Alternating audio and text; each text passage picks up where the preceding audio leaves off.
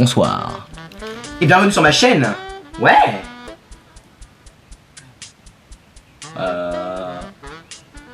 Ouais. Allez, viens. On est bien. Bon, c'est pas compliqué. Non, t'inquiète pas, c'est pas compliqué, je te jure. Sauf si t'es con, Donc en gros, c'est simple. Tu t'abonnes et tu suivras mon avis, à peu près constructif, hein. On est d'accord. Sur mes passions, donc, à savoir les mangas, les films, longs métrages ou courts métrages, selon mes coups de cœur, et aussi les animes, etc., etc., etc. Ça peut être des comics, si je me mets aux comics, ça peut être des romans, si j'ai envie de me mettre aux romans, des recueils de poèmes, tant qu'à faire.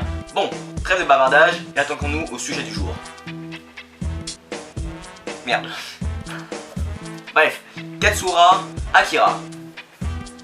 Ou Katsura Kira, je sais rien, c'est pas qu'on prononce. Donc c'est un recueil de 2 histoires courtes, Trop fort Sachie et Jiya. Écrite et scénarisée, pardon, enfin écrite c'est la même chose, tu peux pas les couilles, par Akira Toriyama, donc grand auteur de Dragon Ball et Dr. Slump, et dessinée par Masakazu Katsura, auteur donc de Zetman et Video Girl Ice, je sais pas si ça se prononce comme ça, mais bon, pas de couilles. Apparemment ce sont des très bons mangas, donc vous pouvez les voir, hein.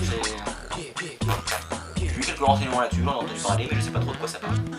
Bref, donc ça a été prépublié pour la première fois dans les magazines Young Jump et Jump Square aux éditions Shueisha en 2014. C'est pas du tout si ça se prononce comme ça. Et en France, je crois que c'est arrivé en 2015. Je sais pas trop, en fait, je m'en bats les couilles aussi. Donc j'ai oublié de vous dire, il coûte 10,75 €. Il est aux éditions Glénat. Et oui, je vous ai pas dit aussi, à la fin, il y a une petite interview qui devrait vous intéresser, vraiment très complète, sur les 2 auteurs. On se rend compte qu'en fait, ils sont potes, ils sont quasiment meilleurs amis. Et c'est vraiment très intéressant, on apprend pas mal de choses. Bon, commençons par la première histoire, Trop forte Sachie. Donc Sachie, c'est la petite meuf là. Voilà. Donc vous voulez le résumer. Dans Trop forte Sachie, une jeune collégienne part sur une lointaine planète prêter main forte à des extraterrestres terrorisés par une bande de malfrats. Heureusement, cette jeune fille est en réalité la descendante d'une grande lignée de ninjas. Oh oh oh, pas très complet le résumé. Hein? Bon, je vais vous en dire plus. Bon, en gros, le résumé de l'histoire, c'est pas très complet dans le résumé du dos, de la jaquette. C'est une planète d'extraterrestres pacifiques qui savent pas se battre et qui se font envahir par 3 malfrats. Du coup, ils vont chercher de l'aide sur Terre puisque la patrouille galactique n'arrive pas. Ils l'ont appelé mais elle n'arrive pas. C'est connard. Voilà. Merci. Donc d'abord, ils arrivent et ils rencontrent Zarido. C'est un champion junior d'arts martiaux, je crois, qui lui est intéressé par le feu que les extraterrestres leur promettent dans le catalogue s'ils arrivent à se débarrasser des malfrats.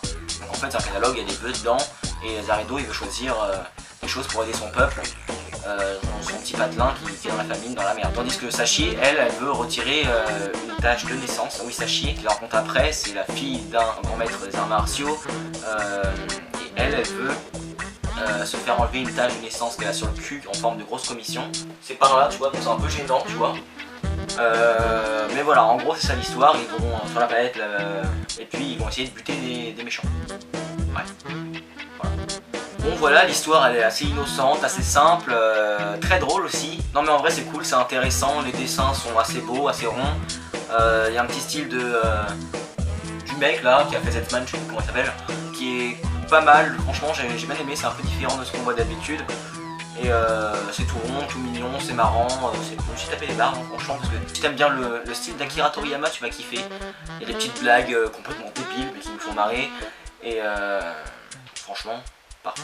Beaucoup de mais quand même. Non mais franchement c'est cool parfois d'avoir des petites histoires assez simples, un peu épurées, tu vois, marrantes, agréables à lire. Comparé à One Piece par exemple, super bien One Piece, attention je dis pas le contraire, mais parfois il t'envoie 300 000 informations à la gueule, c'est un peu lourd parfois, tu vois. Là franchement, t'as envie de te détendre, ça passe, une humour légère, complètement conne, des dessins assez ronds, sympathiques, légers, fins. Voilà, que demande le peuple, que demande le peuple. Bon c'est simpliste, c'est con, le scénario vole pas très haut, c'est sûr. Mais bon, c'est Akira Toriyama qui le raconte et la façon dont c'est dessiné est narré par Akira Toriyama, franchement ça fait tout son charme. Bon, tu l'auras compris, le scénario vole pas très haut, c'est un peu grossier, voire pas vraiment élaboré, mais bon, si t'as acheté ça, on est tous d'accord, c'est le pouvoir du Akira Toriyama, hein. Et là, il y a une belle histoire d'Akira Toriyama bien narrée, je suis sûr que ta petite bite de fanboy, elle a bien bandé à la lecture de cette histoire. Et tu vas voir qu'à la seconde histoire, tu vas bander mais bien ça et ton petit zozo de fanboy, je peux te dire, il va avoir son orgasme. Bon, Histoire numéro 2, J.A. Je voulais le résumer, mais encore une fois, je crois qu'il n'est pas vraiment complet. Bon, elle me pète les couilles, ces lunettes, hein. On continue sans. Voilà, dans la deuxième histoire, J.A., un vampire sème la terreur sur Terre et décime les populations entières avec des puces géantes.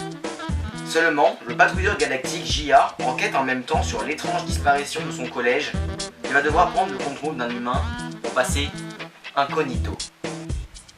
Ouais, c'est en deux, c'est à peu près ça le résumé. Bon, pas exactement ça, mais voilà, je vous en fais un autre quand même, au cas où. Ouais, donc en gros, c'est simple. J.A., c'est un patrouilleur galactique. Donc il débarque sur Terre parce qu'il n'est pas trop sûr du rapport de Stess. Stess, c'est un collègue patrouilleur galactique qui lui a dit en gros que la Terre était bonne à rien, on pouvait la laisser crever, basta. Tu vois, donc sauf que J.A., il est pas très con lui. Lui, il a vu dans les anciens ouvrages que la Terre est une belle planète. Du coup, il débarque sur Terre, il découvre qu'effectivement c'est une belle planète. Ensuite, il sauve... Il sauve Kumonji et Kaede, je crois que c'est ça les noms, voilà, je me rappelais plus, d'une attaque de brigands, et avec leur aide, il va tout simplement essayer d'enquêter sur l'homme, pour savoir si oui ou non la Terre c'est de la merde, et sur donc le vampire en question dans le résumé de la jaquette, Vampa, nom très original pour un vampire. Ah oui, aussi, il va aussi enquêter pour savoir où est passé son collègue Stess, qui n'a pas donné de nouvelles depuis. Donc dans cette histoire, on nous parle aussi de patrouilleurs galactiques, fait très intéressant, puisqu'on en parle aussi dans la première histoire, un petit peu moins quand même, mais je vous en dis pas plus, vous allez voir de toute manière. Et on en parle aussi dans Jaco. Jaco qui est apparu, je crois, dans un des films récents de DBZ. Du coup, tout porte à croire que les patrouilleurs galactiques, ils vont être au centre de toutes les nouvelles, de toutes les prochaines histoires qu'il va y avoir dans l'univers étendu World, appelé, l'univers d'Akira Toriyama. En gros, toutes les histoires d'Akira Toriyama se passent dans un seul et unique monde, World. Donc là, je sais pas trop, je sais que Jaco, ça se passe juste avant l'arrivée de Sangoku sur Terre, et que il me semble là, dans Katsura Kira, il y a une allusion pour Jaco, parce que vous savez que Jaco doit sauver la planète Terre. Enfin, vous savez pas forcément, mais d'ailleurs je ferai une vidéo sur Jaco. Mais en gros, voilà, donc il y a une allusion aussi à la destruction de la planète Terre dans Katsura Kira. Donc il me semble que du coup, Katsura Kira c'est juste avant Jaco. Du coup, il y a tout un univers encore possible.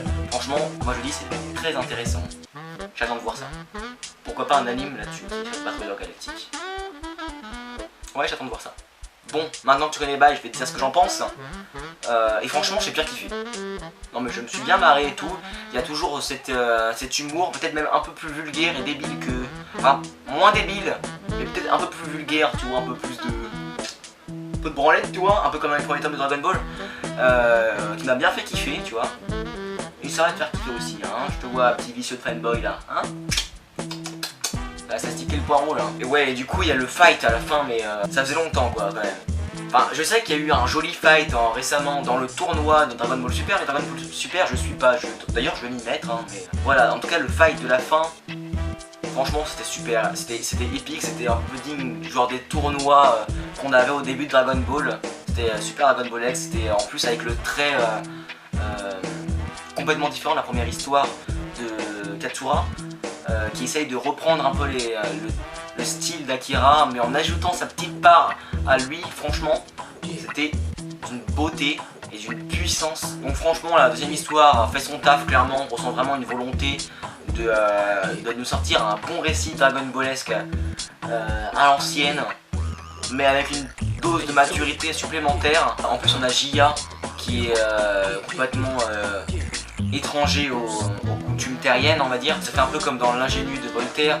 L'ingénu, en gros, mec complètement perdu, arrive en France, et à travers les yeux de cet étranger, on fait la critique du système français. Et voilà, c'est le même principe. On fait un peu la critique et l'éloge des terriens qui sont quelque part soumis à leur passion, mais cette passion même, si puissante soit-elle, qui en fait la beauté. Ça c'est beau, putain. Bon, ça vole pas haut, mais c'est beau. Et c'est pas aussi bien développé que dans l'ingénu.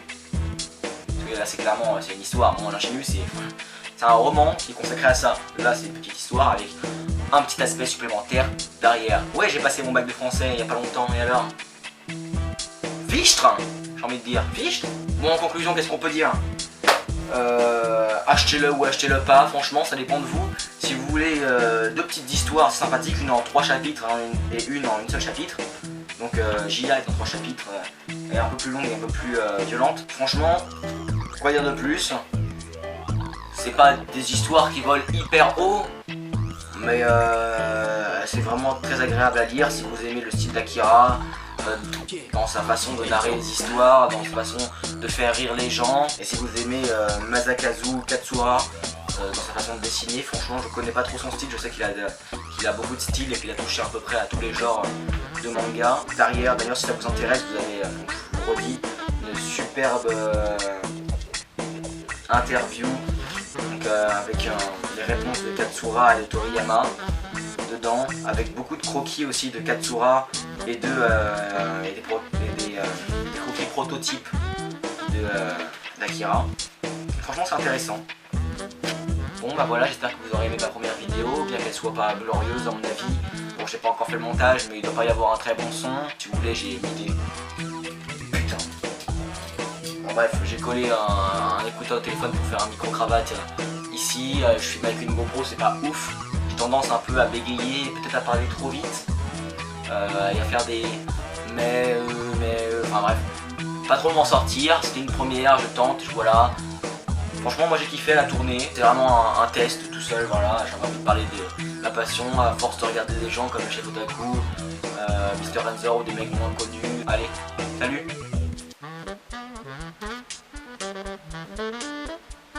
Pourquoi tout le monde fait ça en fait?